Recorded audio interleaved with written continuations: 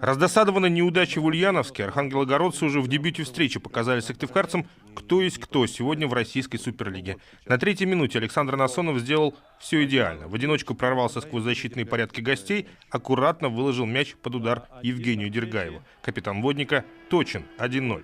Тот же Насонов на 28-й минуте увеличил преимущество желто-зеленых, точно пробив после углового. До перерыва оба самых активных игрока водника Насонов и Дергаев еще дважды огорчали вратаря сыктывкарцев Дениса Гутаренко. 4-0 после первой половины встречи. Как бы у нас была неуверенность в себе, какие-то ошибки такие детские совершили. Это вследствие того, что, наверное, мы все-таки домашние матчи провели как бы на хорошем уровне, много эмоций отдали. Последний матч выбил нас чисто психологически, наверное, из колеи.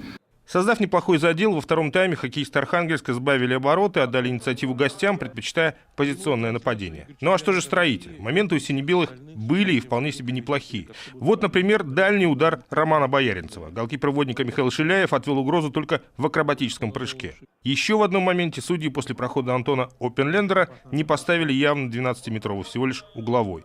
Ну а хозяева свои шансы реализовали. На 60-й минуте Максим Черемных забил курьезный мяч, а довершил дело Александр Насонов. В итоге 6-0. Наверное, счет не отражает, наверное, истинного соотношения сил, потому что, по крайней мере, строитель должен был реализовывать 3-4 момента, которые у него хорошие было. Но у нас тоже, конечно, были, но